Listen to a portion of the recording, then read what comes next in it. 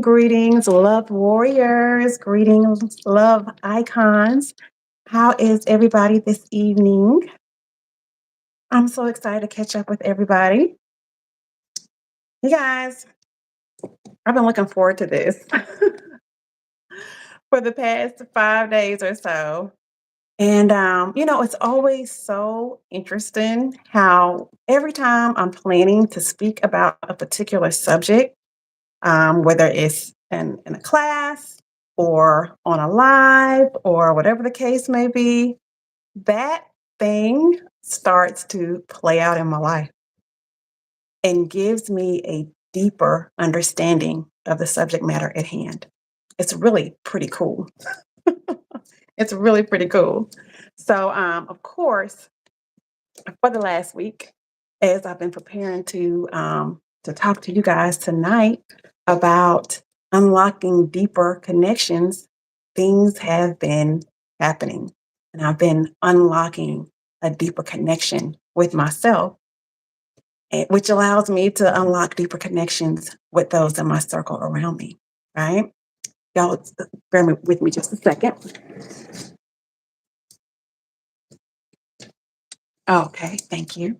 I'm gonna get comfortable here. Y'all, tonight the title is Unlocking Deeper Connections. And our topic is about the things that we do that are creating the very things in our life that we do not want. Okay. Many, many times when it comes to relationships with people, friends, family, um, partners, lovers, we are taking actions that are creating the very thing that we do not want.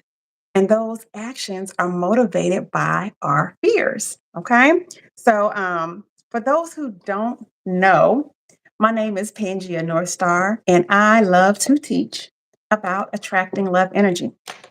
That is the primary thing that you will find me speaking and sharing about is attracting love energy. And this is not just about dating, though it does have a huge application where dating is concerned. It's not just about, marriage and romantic partnerships. It's also about our relationships with our friends and our family. But primarily, it's about our relationship to ourself.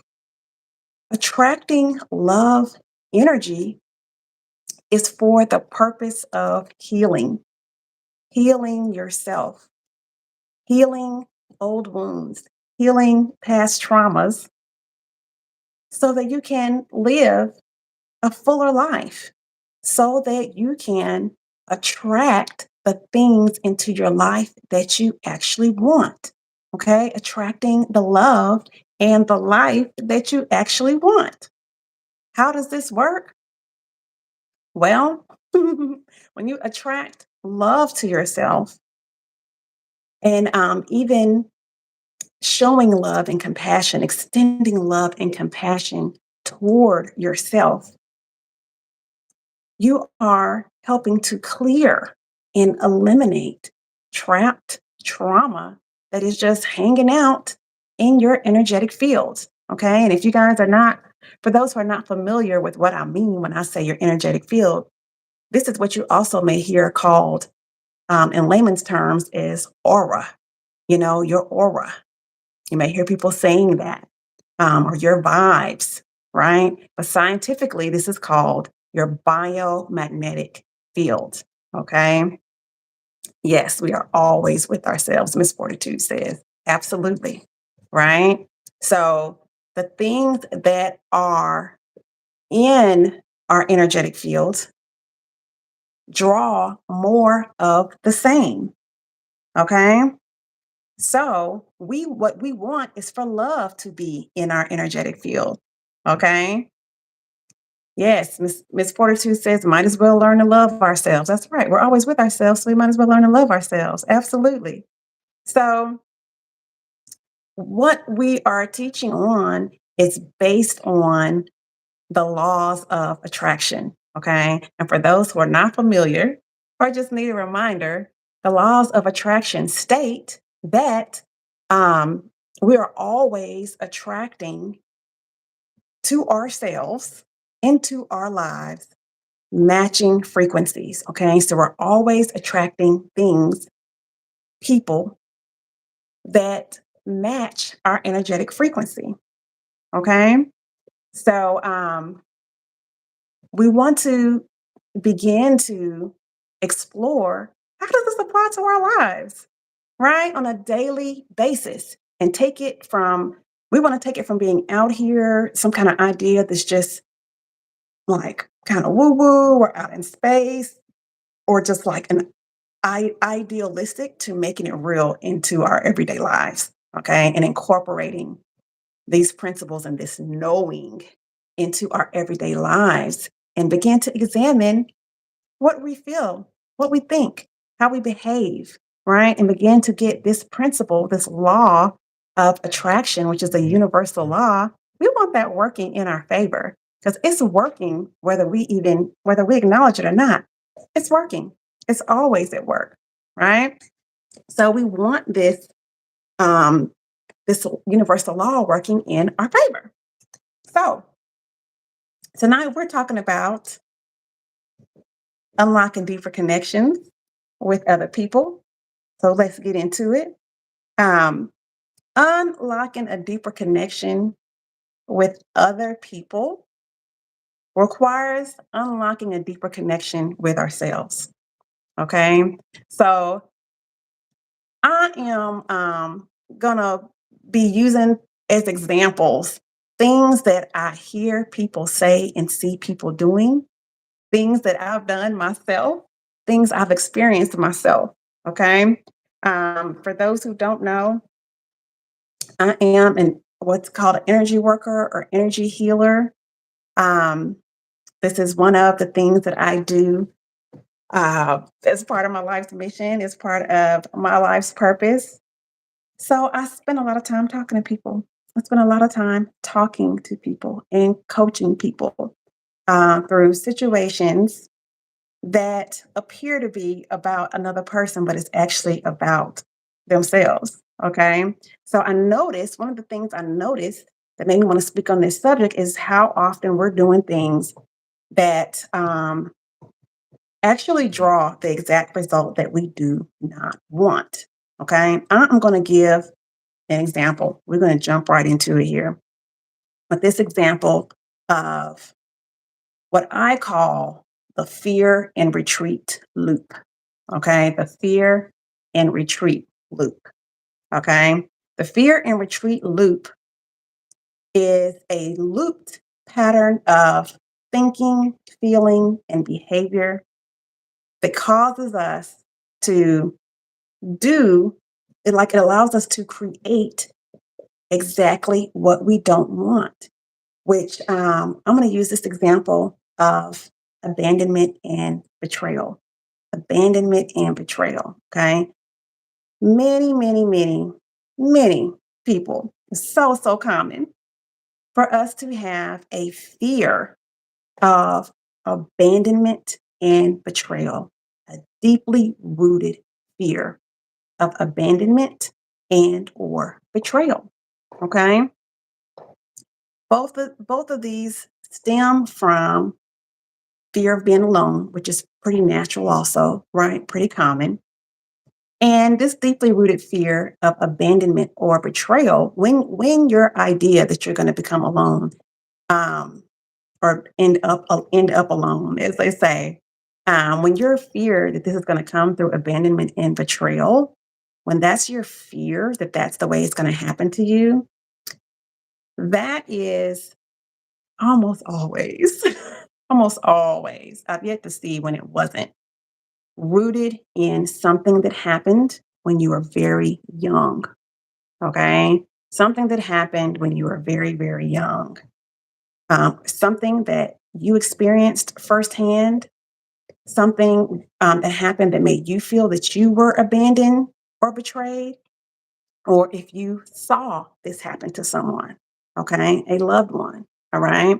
So when you have this thought going in your head, and I'll use example. Maybe sometimes this fear of abandonment or betrayal could come from maybe a parent not being there when you were growing up. And it could be that the parent was never there, or that maybe the parent was there for some time and maybe left the home or left your life or stopped participating in your life in the same way. It could be physical abandonment or emotional abandonment. Okay.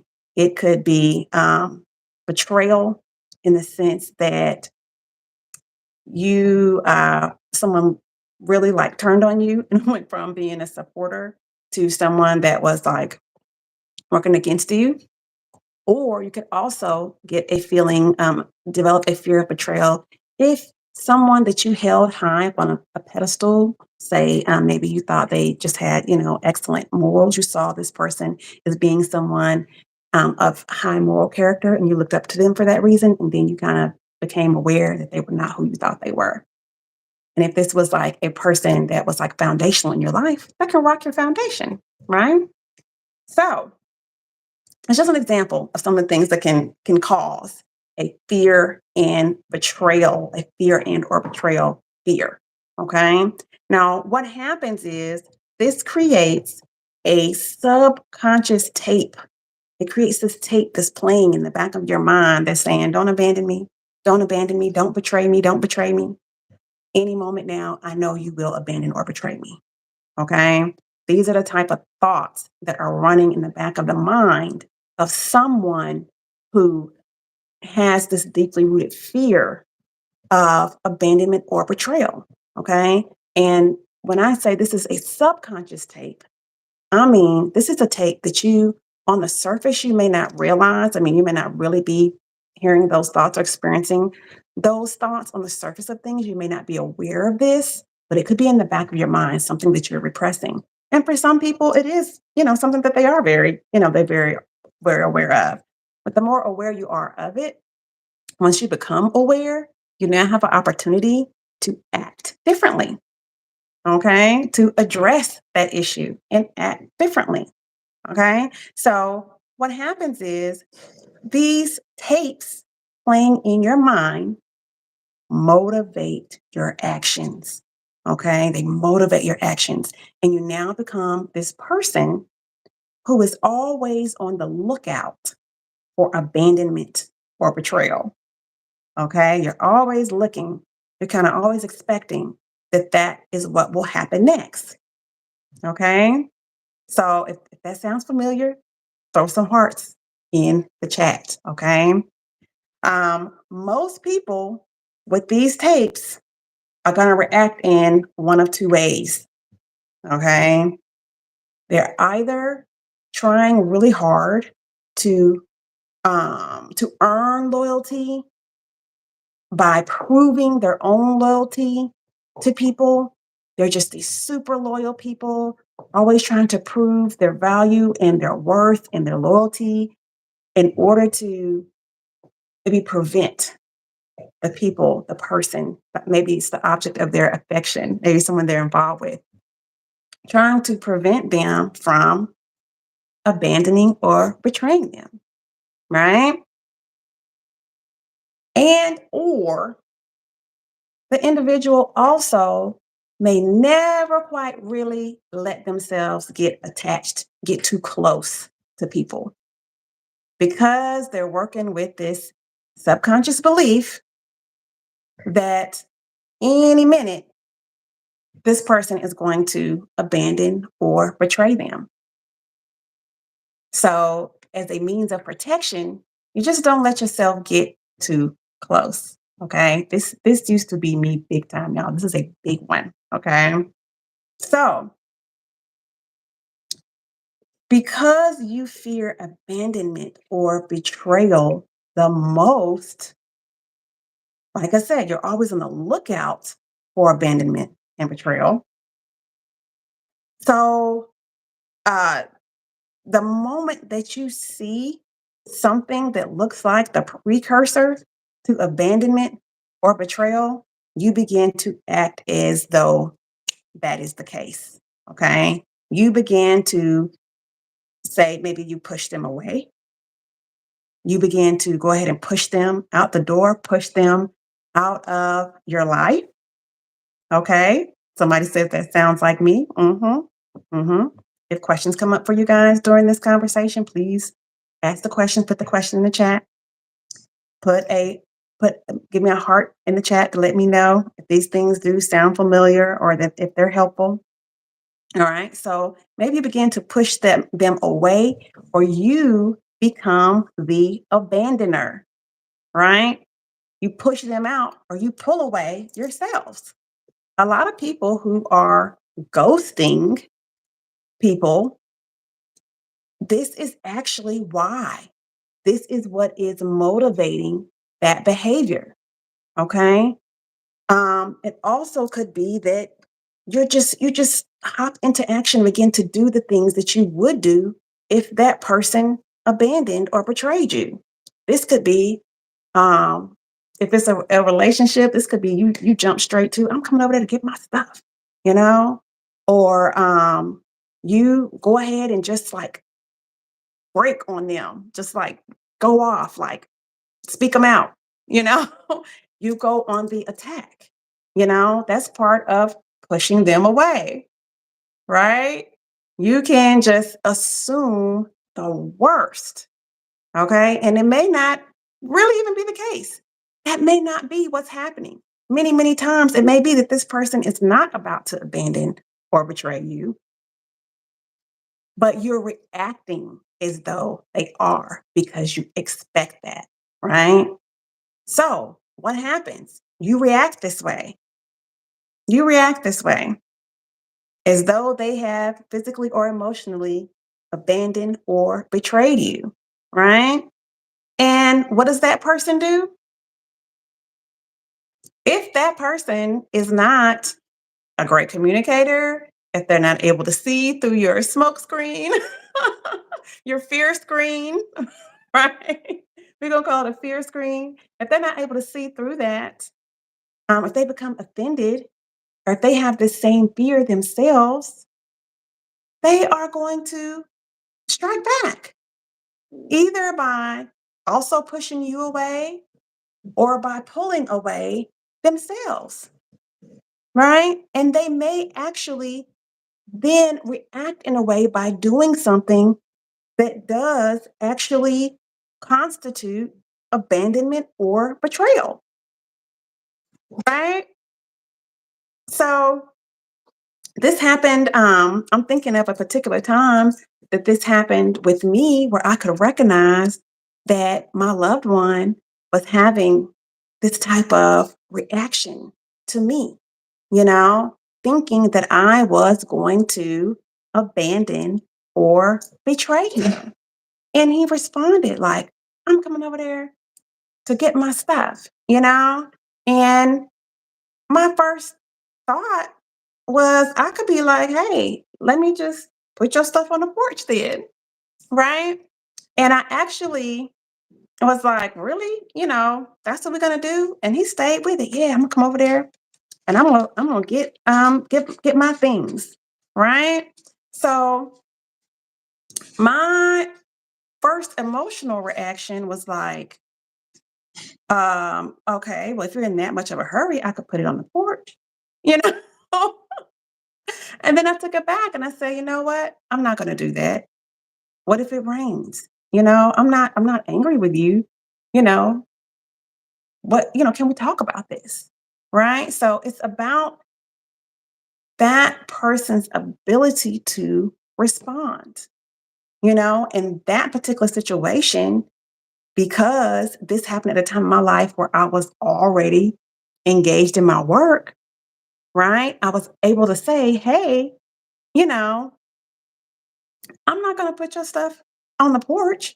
I'm not gonna do that. You know, um, we're gonna have a conversation. You're gonna knock on my door, and we're gonna talk. And if you want to abandon or betray me, you're gonna have to look me in my face and do it. That resulted in us having a conversation, right? And he later told me, when you said that, I was really relieved because what I really wanted was to talk. But he didn't know how to say that. Okay. So this is what happens. Let's break this down a little bit further. Okay. What we're talking about, what we have talked about, is what happens on the surface, right? We're thinking these thoughts: don't abandon, don't betray me. So then you're on the lookout for what looks like abandonment or betrayal. As soon as you see something that looks like they're about to abandon or betray you, you jump into action and you do these things that causes them to actually pull away, right? And go, whoa, you're coming out of a bag on me. Or maybe you pull away and then, you know, they feel like you don't want to be with them anymore. Right. Um, but let's talk about what is actually happening on an energetic level, because we can see on the surface this this unfolding of events, right? This sequence of events that making an assumption that this person is about to abandon or betray you causes you to do things, to do the very thing, to lash out, right? And actually cause them to back off or to do something that they may not have done, you know? But let's talk about what is happening beneath the surface. What is happening on an energetic level? Okay. Now, we spoke earlier about our aura, about our biomagnetic field. Okay. And our biomagnetic field is it's a real thing.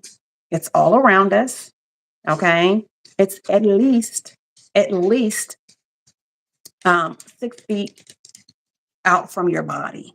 Okay. This is also a way that you can measure your biomagnetic field is this is the space in which you can feel somebody entering your personal space. Okay. The distance at which you can feel that someone else is here. Okay. So imagine if you close your eyes, right, and you can't hear or see that someone has entered the room, but how far away would they be before you feel them? Okay. For some people, this is 4 feet, this is 6 feet. They could be that close before you actually feel that someone else is around. But there are also people who are very, very aware and have a very large or broad or strong, we would say strong magnetic field and an awareness of that magnetic field, and has been measured out as big as a football field. Okay. So, but your magnetic field, what is in your magnetic field is frequencies. Okay. And I'm just taking a moment to break this down a little bit because um, I want us to begin to understand on a scientific level what we're really talking about and be able to use these things to our advantage. Okay. And to be able to heal the blockages that may be there in your energetic field. What is energy? Energy, when every time I say energy, I want you to think of emotions. Okay. Your energy is created by your emotions. Okay. So when we say energy, when we say frequency, we're talking about an emotion that you are feeling. Okay. Now, this could be something that you are very conscious of, a feeling that you're very conscious of, or as we said, something in your subconscious. Okay. But if it's there, it's there, whether you're aware of it or not. Okay. So things that are in your biomagnetic field that are good, that are high vibrational, such as love, such as joy, such as peace, such as compassion, right? Those things are drawing more love, joy, peace, and compassion to you, according to universal law, according to laws of attraction. But things that are in your energy field that are low vibrational, such as guilt, shame, um, apathy, which is when you just kind of give up. You just don't care anymore. Those type of things, fear, also are drawing more of the same to you. Okay. Unfortunately, they're also drawing more of the same to you. So, what that means is whether it's good or it's bad, the frequencies, the emotions, the energies in your energy field are drawing more of the same to you. It doesn't matter whether you are aware that those emotions are there or not. It doesn't matter even if you're not aware that you have an energetic field. It doesn't matter. It's still working. This is a universal law. So that means this is working at all times. Okay. It's so important that we understand that and accept that so we can begin to deal with it. Okay. Um, so energetically, what's happening when you have a subconscious tape playing in your mind saying, don't abandon me, don't betray me. I know any minute now you're gonna abandon or betray me, right? What is happening when you are thinking that consciously or subconsciously? That means you are sending this signal into your energetic field, right? Into your aura. What's in your aura is don't abandon me, don't betray me. Okay. And really, because your fear, this is something that is fear based, fear magnifies what you are emitting. Okay. So it's magnifying what you're thinking about. Okay. And it's magnifying. It's not saying don't do this to me. It's actually as though you are saying, do this to me. It's not saying I'm a signal that really um that really brings people that won't betray you or won't abandon you. It's bringing people that will. And here's why: the fear magnifies the abandonment and the betrayal. Why? Because when you're thinking, though you may be thinking, don't abandon me and don't betray me, what kind of pictures, what kind of images are in your mind when you fear abandonment and betrayal? Are you thinking of how happy you're going to be when you're not abandoned or betrayed? No. If you have a fear of abandonment and betrayal, what you're picturing in your mind and what your focus goes to, what your energy goes to, is what it will look like, feel like, what it will sound like, how it's going to happen when you get abandoned or betrayed. Does this make sense? Okay. Let me know in the chat if this makes sense. The thing that we fear, we will mentally play out again and again what that is going to look like. If you fear losing your house, you're picturing your things on the curb, right? You're picturing having to leave your home, having to leave a place that you love. If that's your fear, if you're feeding into that fear, if you're anything you're obsessed with the fear of, you're going to picture that thing happening, right? So then that mental image is playing in your mind, and what accompanies that mental image is all the emotions that accompany that scenario playing out. All the emotions you will feel when you get abandoned or betrayed, right?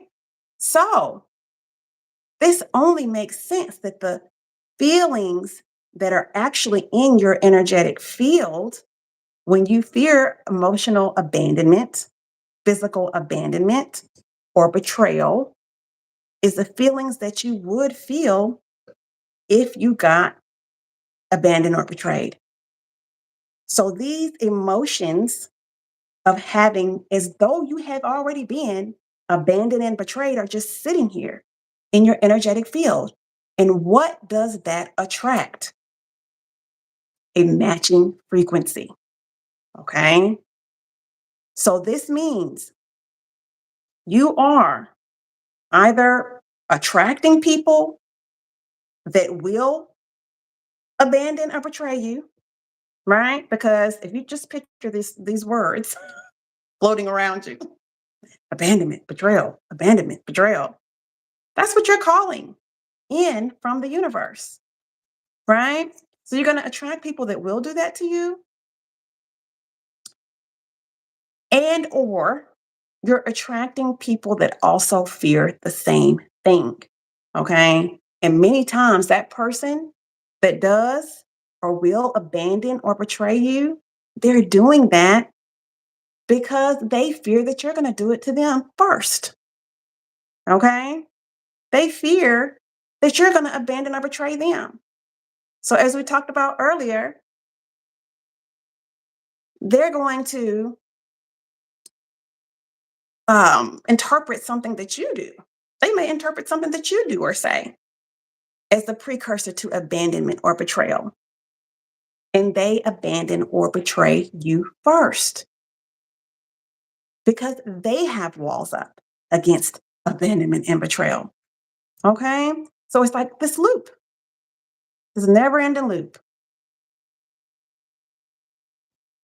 I hope this makes sense and everyone is understanding, overstanding, understanding how this works. Many times, the person that is doing the abandoning has this underlying belief that other people are going to abandon them anyway. So they're like, you know what? I'm just going to leave you before you leave me. I'm going to betray you before you betray me. I'm going to hurt you before you hurt me. Right? I'm going to get over on you before you get over on me. I'm going to cheat on you before you cheat on me. I'm going to talk about you before you talk about me. Yeah, that is how this works. Okay. So the fear and retreat loop that I'm describing causes you to perceive that the very thing that you are so afraid of is actually happening. And then you retreat. Okay. And for some of us, we strike first and then retreat, right? We lash out first and then retreat. And then others of us, we just retreat. Okay. This is a program. This is a mental program. Okay. That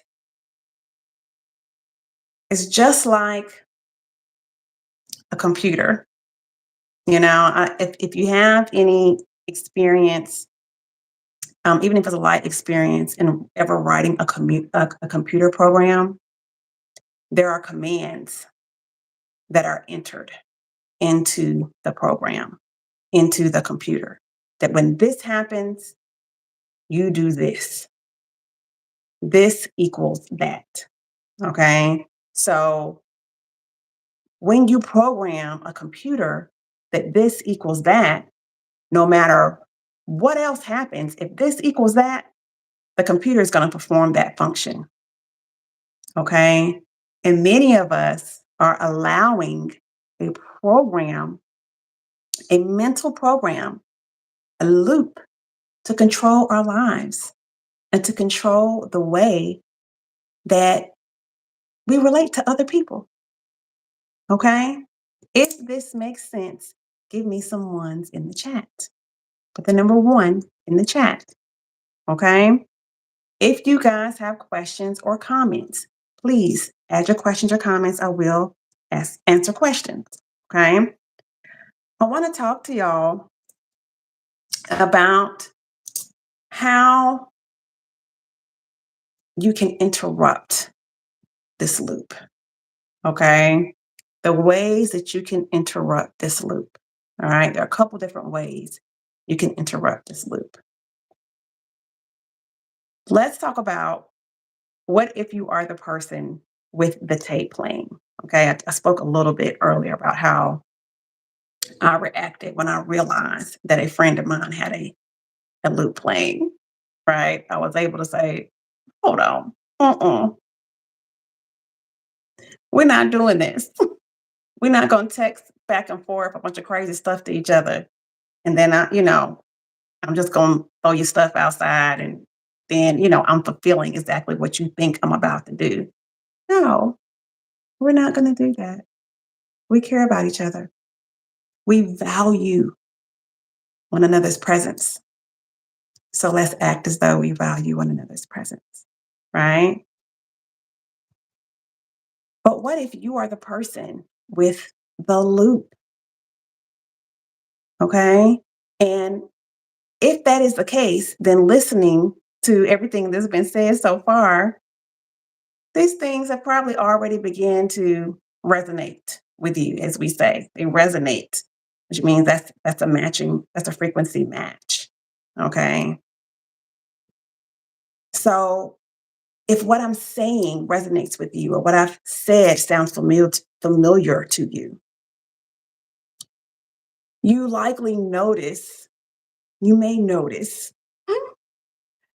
that you have a pattern in your life of relationships that are short, relationships that are short lived, okay, or that never get too deep, that never get as deep as you would like them to, okay.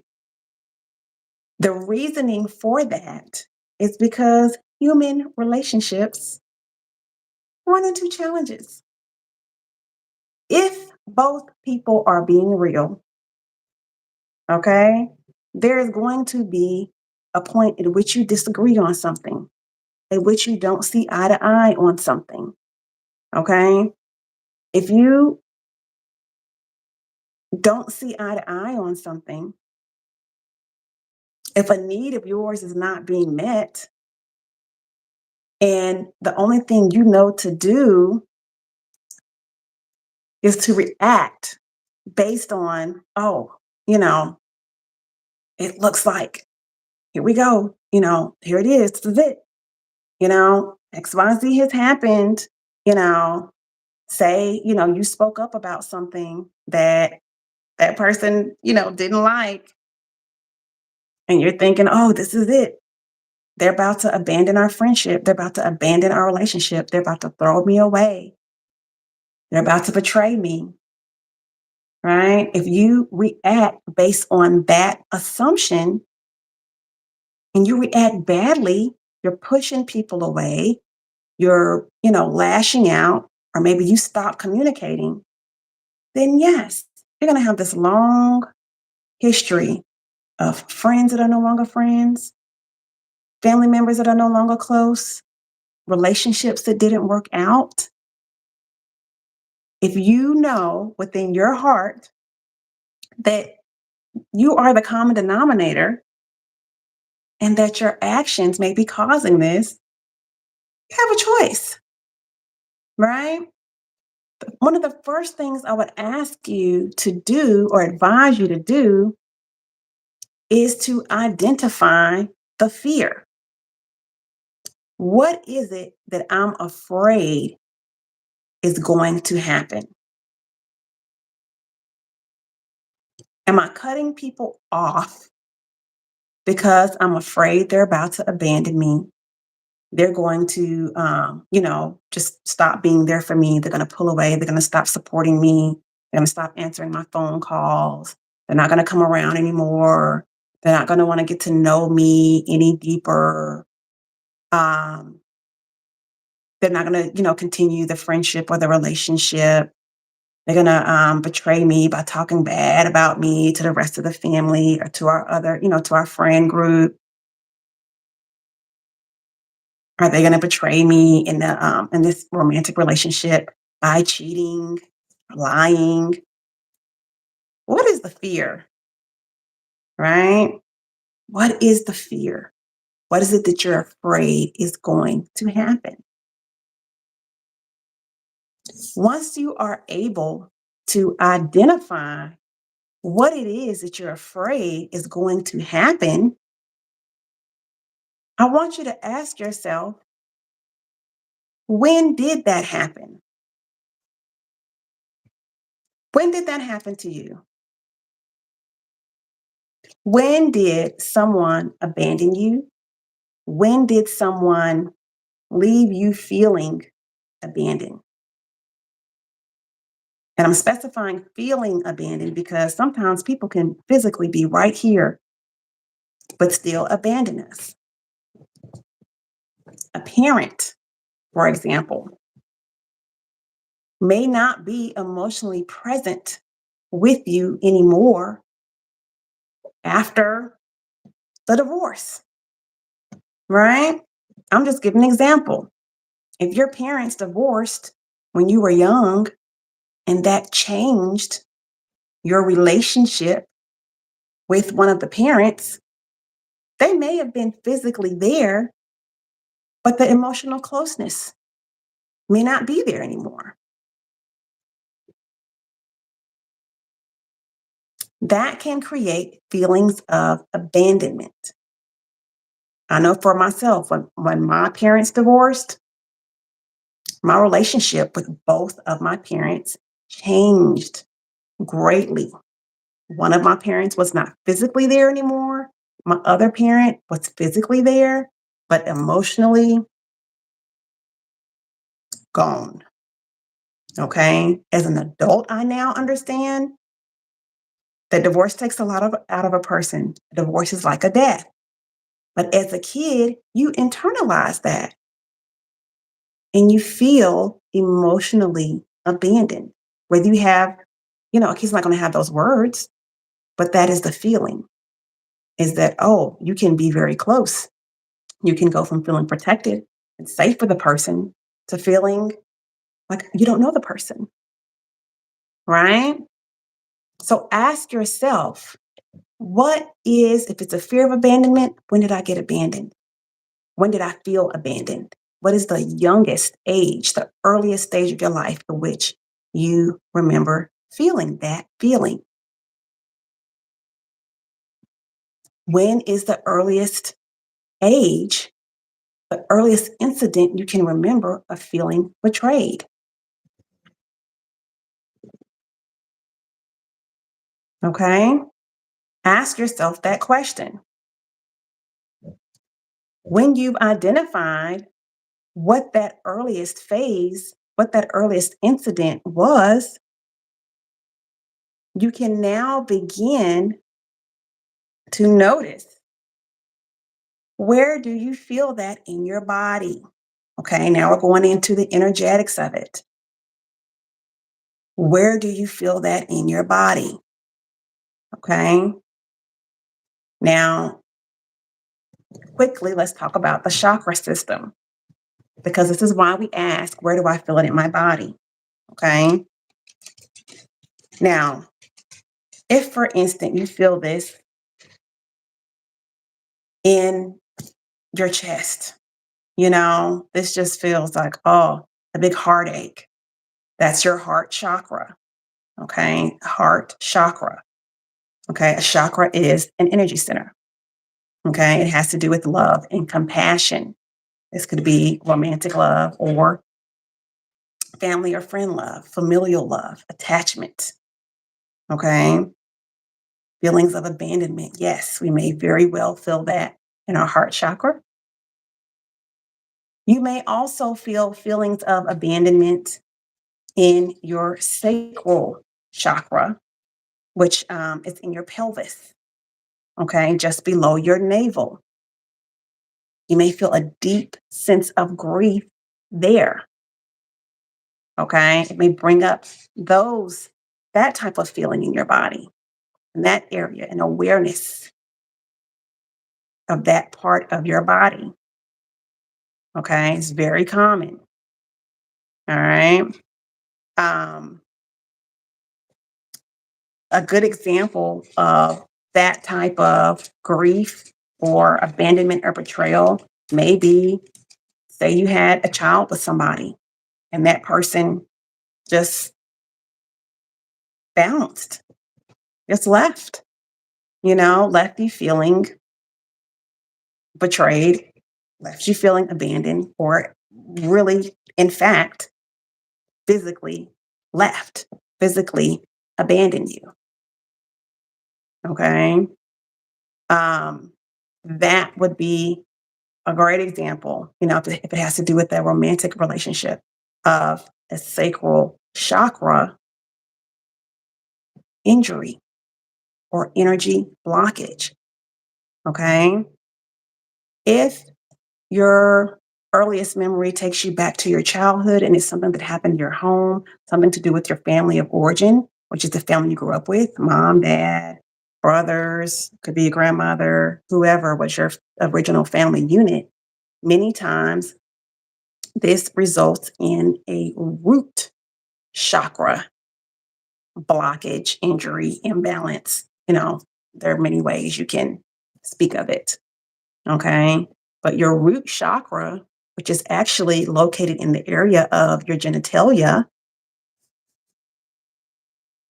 it goes from the area of your genitalia up to your third vertebrae. Okay. This area deals with issues of feeling safe. Issues, this could be physical safety, emotional safety. This could be um, feelings of financial stability. Okay. If your abandonment issue is related to a parent abandoning you and that parent's abandonment severely affected your finances, if you suddenly became, a person that had to worry, where is our food going to come from? Where are we going to live? That is a root chakra injury, okay, a root chakra blockage. Hey, Janice, thank you for joining the conversation. So, we're just throwing out some very common types of chakra blockages, unresolved trauma, right, that people are dealing with. And that affects the way that you behave in relationships, the way that you respond. So, much earlier at the top of the conversation, we said that unlocking a deeper connection with other people begins with unlocking a deeper connection with yourself. Asking yourself these questions: what is it that I fear? And where did that fear come from? When did that first happen to me in my life? What happened in life that proved to me that this was a likely outcome? What created this fear that I may be abandoned, that I may be betrayed, right? Asking yourself those questions is creating a deeper connection with yourself. It's increasing your awareness of the subconscious tapes that are in your mind saying, please don't abandon me. Don't betray me. I know any minute you're going to abandon or betray me. Okay. So when you have located where you feel this in your body, and it's very easy, when you notice the physical feeling, it may be movement, it may be a heaviness, it may be warmth, it may be tension in that area. It's very easy to get online if you're not familiar with the whole chakra system. It's very easy to get online and find out where your I'm just speaking of the seven basic chakras, finding out where your chakras are located and what regions of your body are ruled by each chakra. Okay.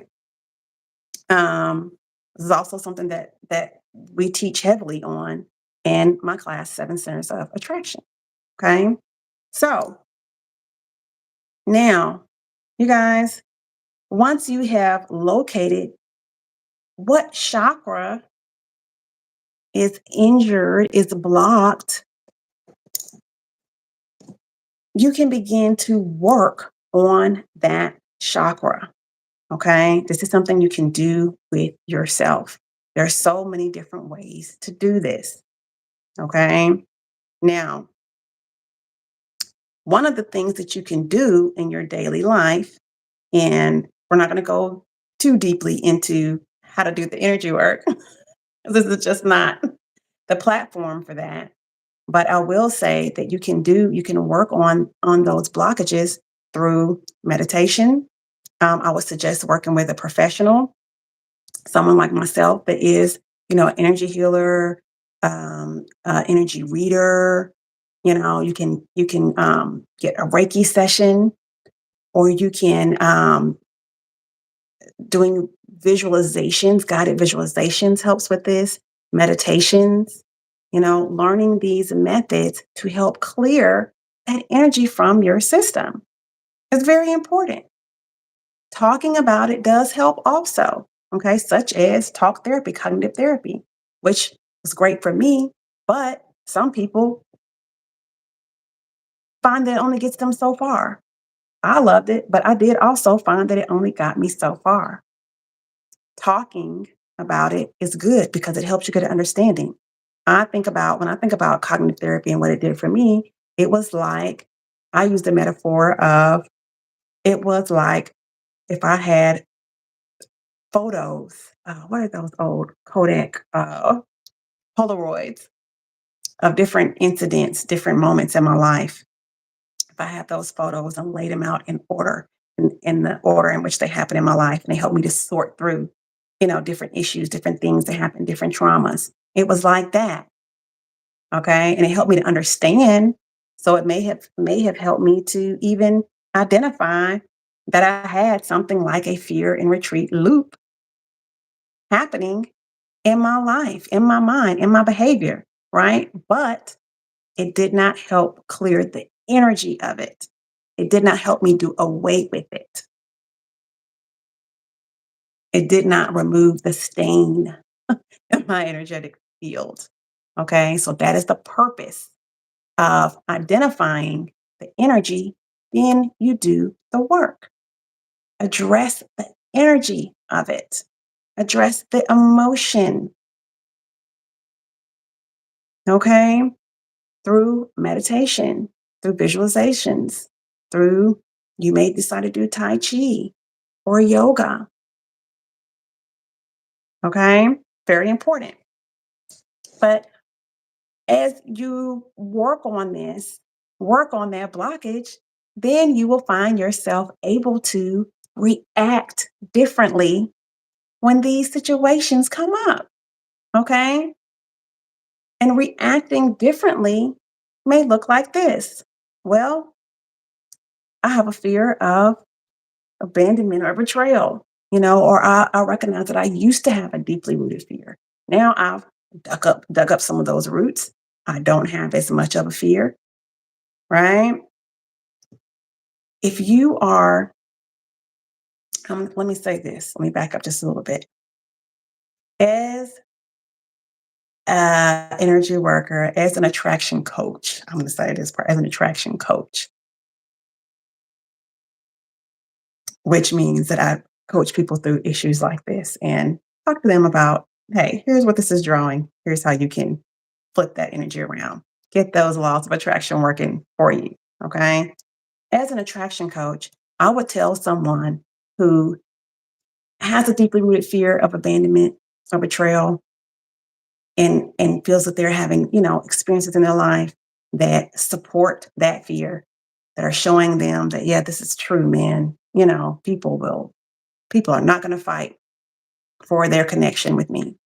People will be gone, at the slightest upset or whatever. I would encourage them to ask themselves the questions: do you abandon you? Do you abandon yourself? Or do you support yourself? Do you betray yourself?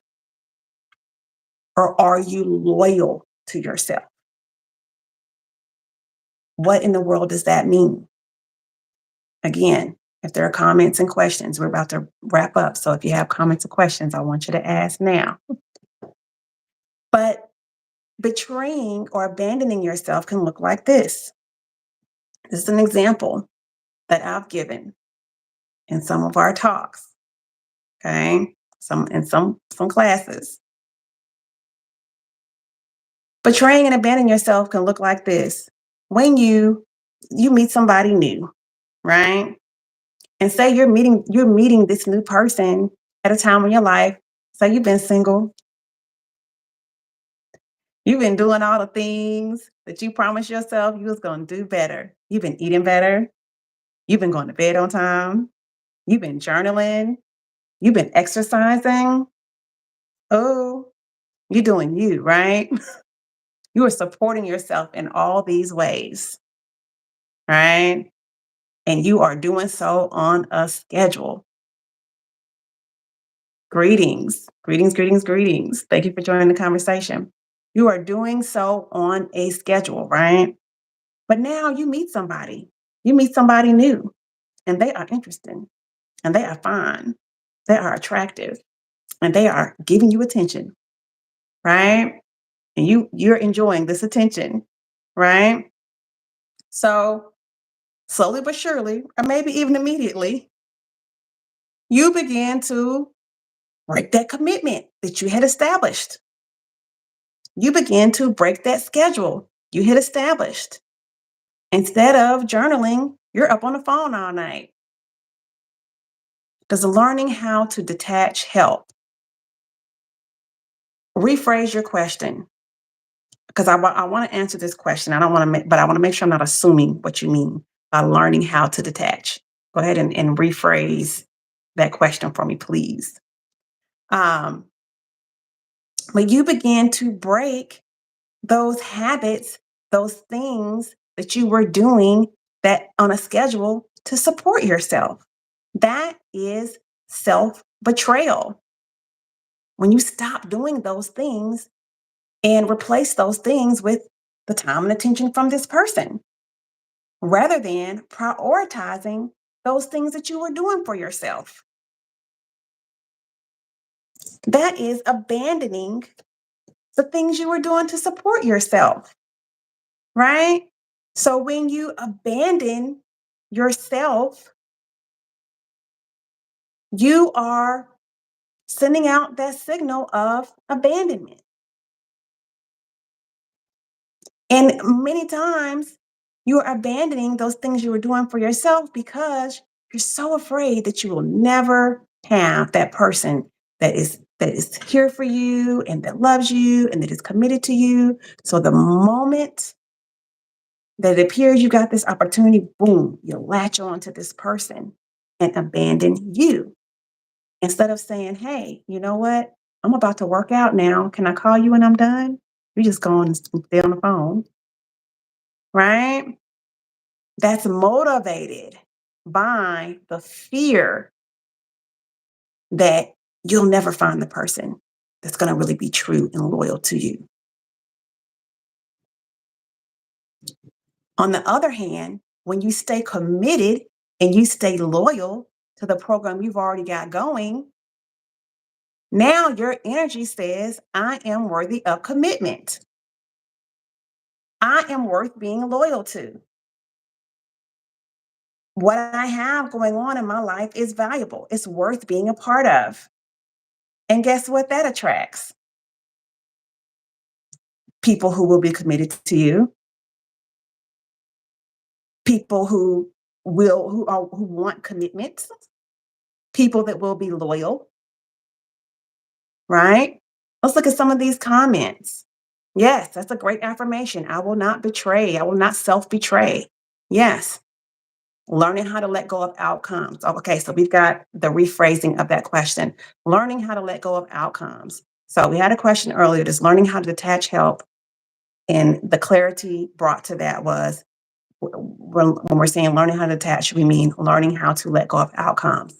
Yes, it does. It does. And learning how to let go of outcomes can be a little bit tricky. Okay. Detachment can be a little bit tricky because a lot of us that have this, we'll just stick with the example of the abandonment or betrayal loop.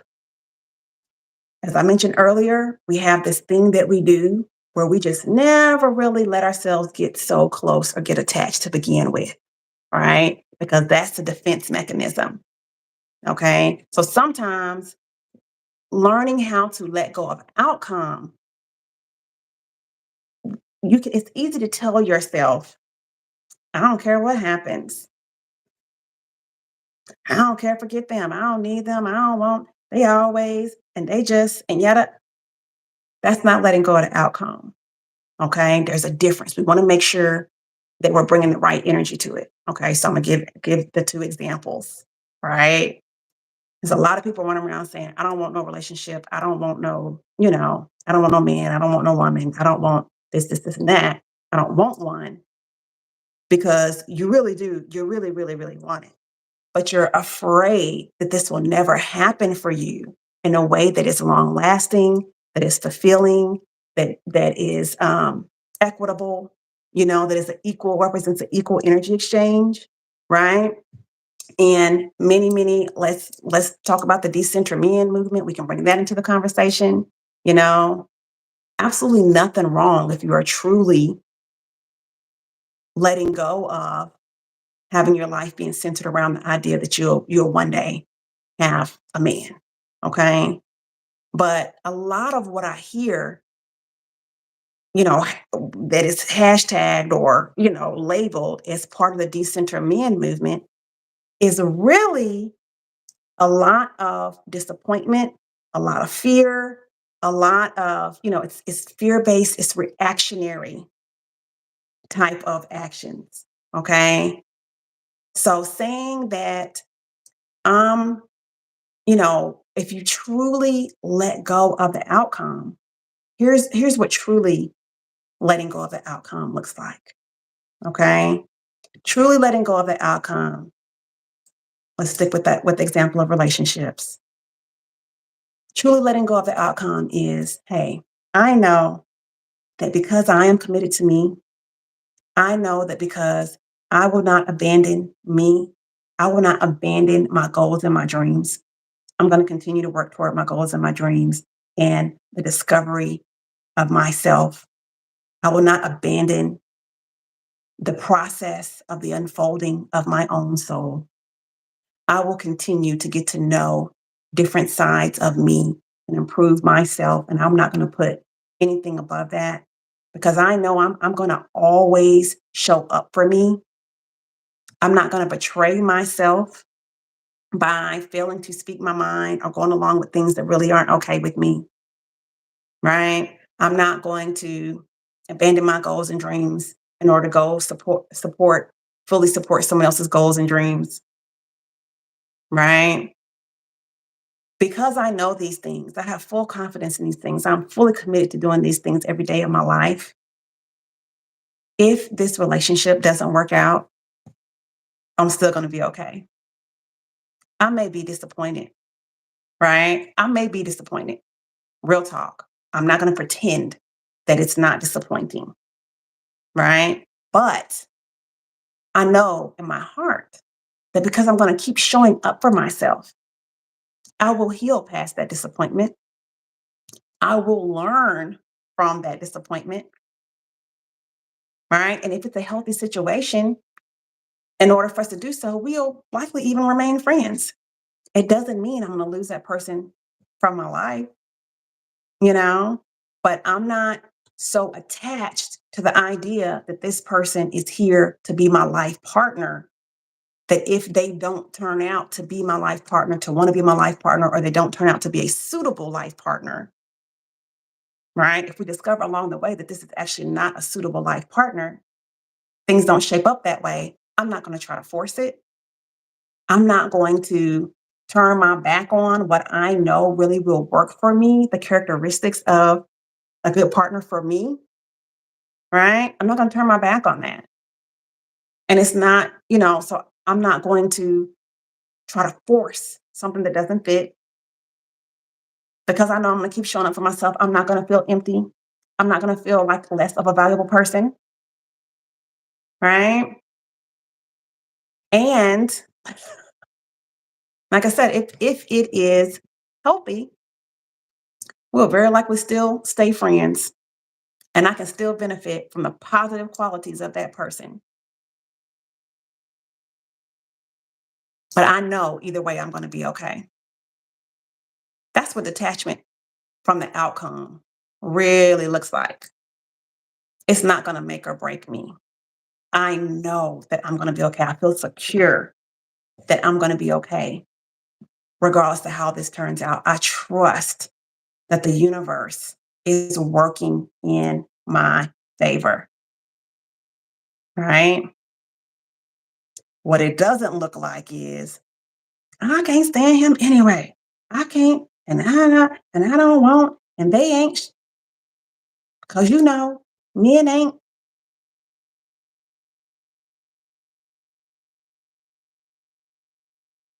That ain't it. That ain't it, right? So learning to detach from the outcome helps so much because then you're not trying to force it to go a certain way. Okay. I hope that that is helpful.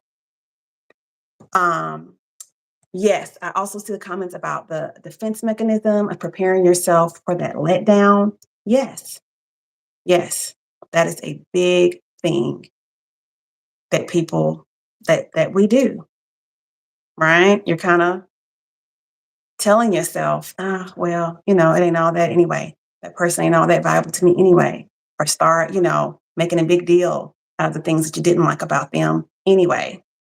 Magnifying that in your mind, focusing on that, excuse me, in your mind, bringing your attention to the things you don't like about that person. Suddenly that's a big deal because you feel like, well, it's not about to work out. So I'm going to focus on the things I didn't like about that person. We don't have to do that when we are detached from the outcome.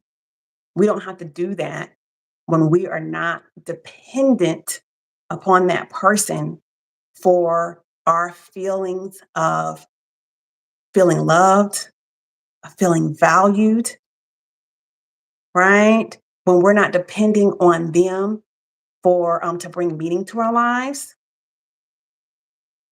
right? When we're not depending on them to bring a sense of purpose, to validate us, right?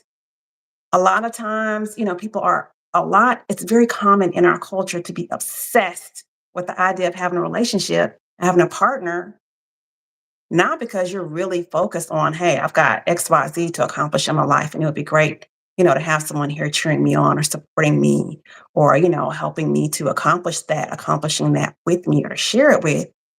But it's more of an obsession because having someone will make you feel validated. It will make you feel like, oh, somebody chose me.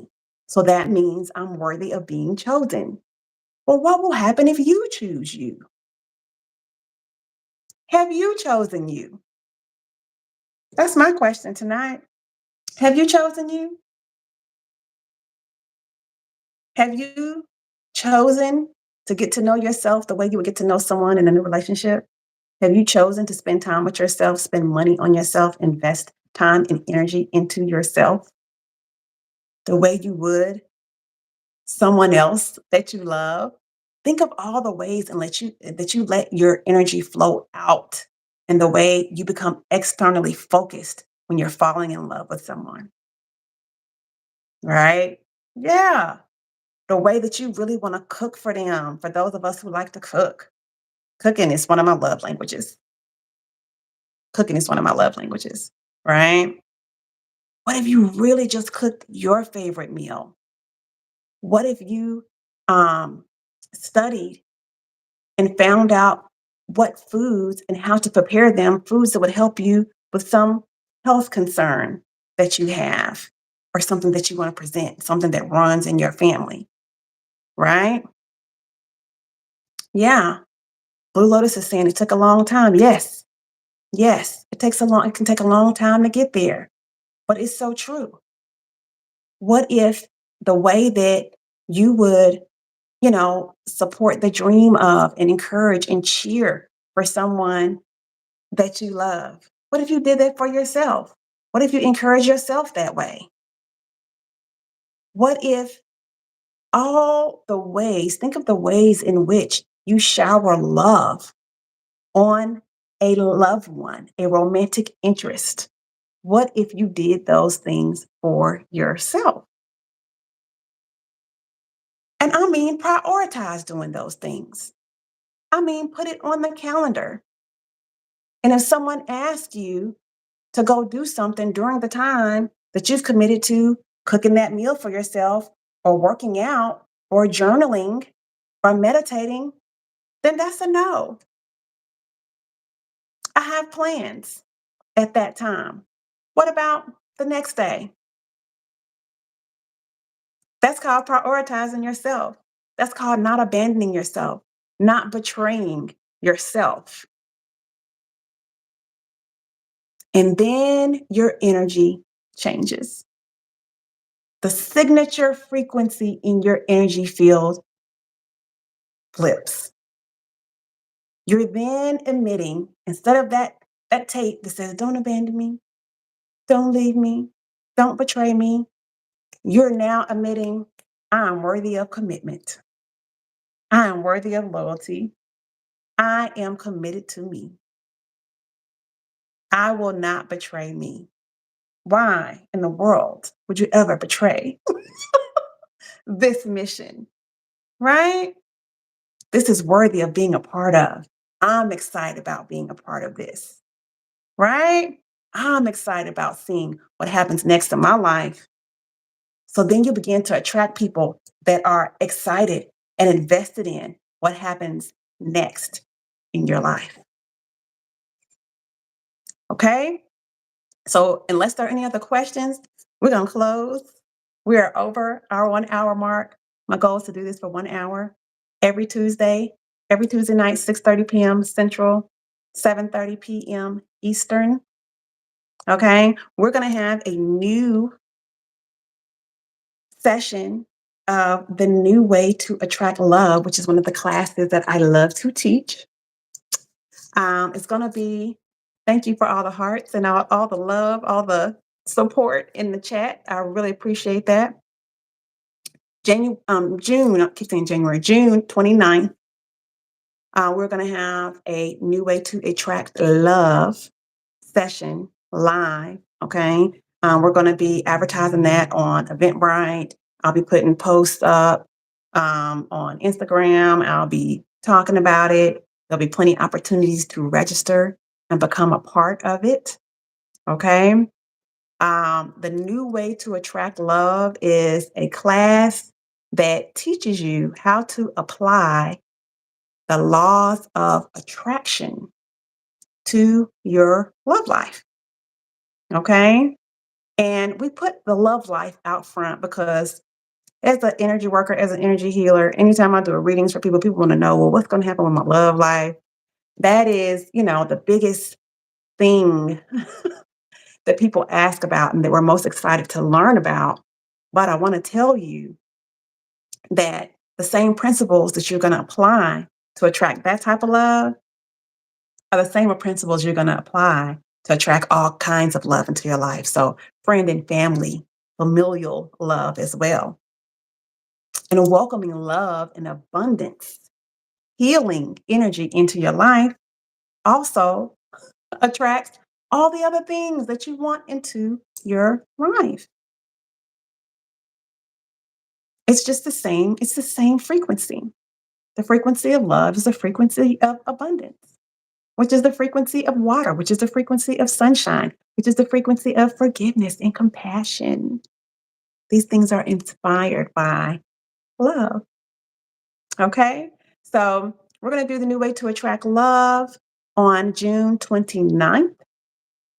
Um, I believe it's going to be starting at 10:30 a.m. Central.